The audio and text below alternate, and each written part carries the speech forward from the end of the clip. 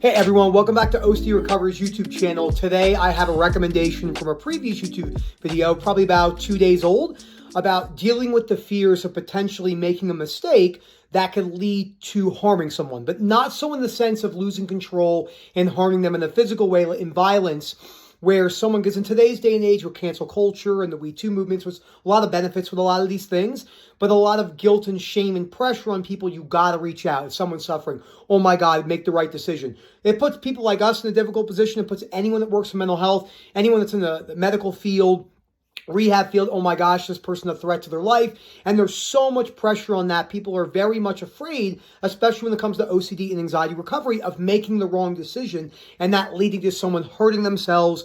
Or maybe that person, they don't even have to do anything to where they unfortunately take their own life.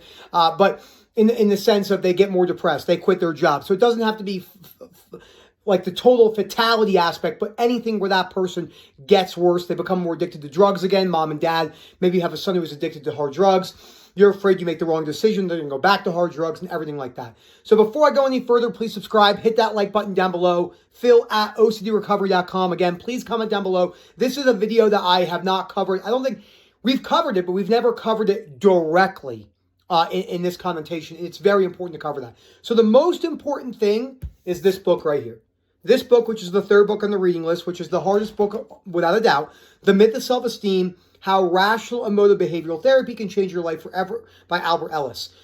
The reason why this book is so important is it teaches you and distinguishes between conditional self-acceptance, of course life and other, but primarily self, and unconditional self-acceptance. So unconditional self-acceptance is synonymous with acceptance doesn't mean agreement.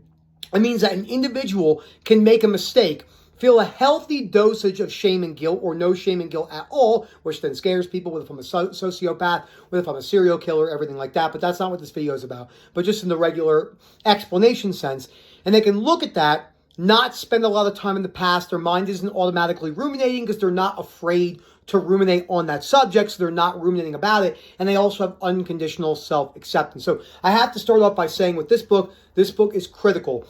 With this particular video, if you don't give someone advice, if you don't reach out and that person really does something and harms themselves or gets really addicted to drugs or something, this book will be very, very important for you. And you're not trying to get to a place to where you don't care about what other people think, or you don't, because every single day people come into me with anything along this subject, fear of losing control, this particular video subject. They say, how do I get to a place where I just don't give a shit? Now, I know there's a lot of really famous people with big channels that are yelling about, I don't care what anyone thinks about me. You shouldn't care. That is impossible. You care what people say about you, unless you are a sociopath or a psychopath.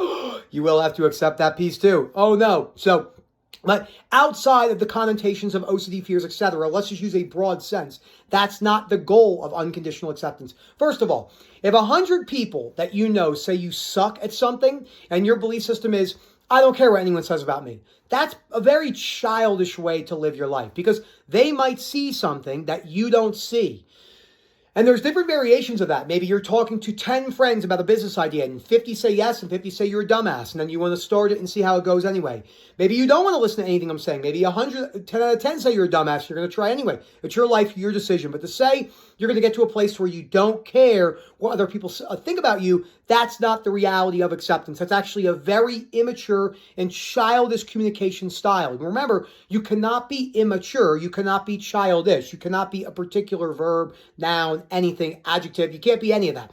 You could be a person with different traits that can change, hopefully, with hard work, determination, belief work, behavioral change, etc. So you're never going to be able to get certainty on the fact of giving advice to someone, because uncertainty is massive here. And I'm going to go over some of the beliefs. So people are constantly honed in. They're texting them. They're making sure. They're checking. Oh my God, they do this. They do that. Blah, blah, blah, blah. That automatic response is coming from the rigid belief of, if something goes wrong and I cannot stop that, I'm a terrible, evil, horrible person. So that only comes down when the individual moves with unconditional self-acceptance, which is, I tried my best. I did everything I could within reason. Unfortunately, that person didn't listen to me. They went out and did something to put themselves in jeopardy. right? Unfortunately, got to be careful nowadays because YouTube, hopefully that will change, but YouTube is so strict with their policies nowadays, we can't live in the world where we say certain things. Good job, YouTube. Thank you for making us all have even more fears and living in the unreality of life. And I understand that people have legality things too. It's not, by the way, it's not just their fault. It's society's fault as a whole. Because YouTube might think, well, I want to be able to say the S word, but I can't because I do it and then 12 people sue me and I'm sick of being in court. So it's also a lot of your fault too, viewers. So it's not just YouTube's fault, it's everyone's fault with the idea of low frustration tolerance and not being able to hear certain things. The best way to more than likely live your life with this area and anything like this is to not avoid, have a conversation, and realize that you are not in control of that person's life. So just like me, I talk to people all day long about everything. I have very tough calls. I have people that do not want to live anymore at least 10 to 15 times a week. Calls, like let's say I do X amount of calls a week. 10 is like a minimum where people are, and they can get real severe. That's part of the way it goes. It's just the way things are. We're dealing with a very serious mental health disorder. Things are not easy to understand. Most people that work with OCD, as well-intentioned as they are, they do not understand OCD because they didn't live with OCD. Just like I don't know anything about living on some fucking island off of the side of Australia. I could read a book on it. Like if this is the book on that island's history, doesn't mean I understand the principles of living there because I don't know the experience, I don't know the culture and stuff like that. Not saying that academia, not saying those things aren't important. It's just very easy to misinterpret OCD because the only knowledge they're usually bringing is the academia side, which is unfortunate. But again, a lot of people out there that are really starting to understand OCD. So it's not a total black and white like it was in the past, in the sense of like most do not understand. Still a high majority. So this is the rational belief that I would hold. The irrational belief that I would hold, okay? No matter what, I have to make sure that that person does not do anything to harm themselves. I have to stay on top of them. And if I don't stay on top of them and something bad happens, I cannot live with myself. What if they harm themselves? I get so depressed and then I harm myself. That's the fear loop spiraling down. That's the snowball spinning out of control, okay? You're going to have to sit with all that uncertainty, sit with that automatic rumination as you break your fears down as a long-term perspective. It's going to feel impossible, but it's what is necessary to get underneath these fears. So a recap, this book right here, very, very, very important, especially chapter 4 and chapter 5. Let me read you something real quick from chapter 4. The opening, which I've read before. Okay. Almost all modern authorities in psychotherapy believe, and it's not just psychotherapy, it's just basically anyone on YouTube that talks about mental health, that people's estimation of their own value or worth is exceptionally important. And if they seriously go against themselves or have a poor self-image, they will impair their normal functioning and make themselves miserable in many significant ways. So people talk about enhancing the self-respect, the ego, etc., but it usually just causes more problems.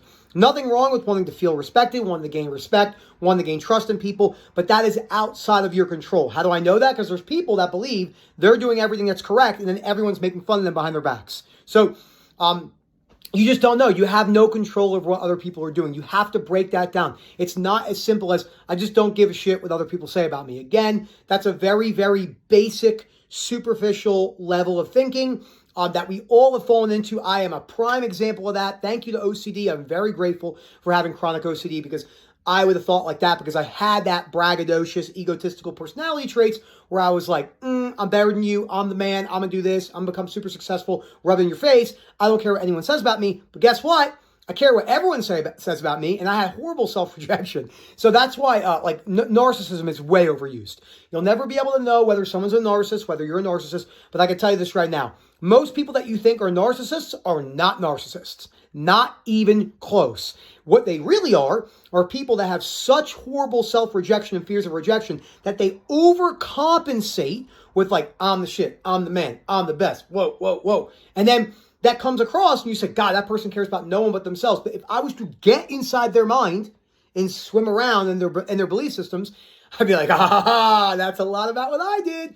There's a lot of self-rejection there and this and that. Not all of them, but a lot of them. Because not everyone could be a narcissist and not everyone could have ADHD. So, something to think about. Phil@OCDrecovery.com. Let me know what you think. Please comment down below. Share the proper information. You know, there's hope. Things are coming out of the dark ages. It's not like it was even 5 years ago. The business is growing. People are coming in from all over the world like it's always been. And then we're paving the way to change OCD and anxiety recovery forever. Have a good one, everyone.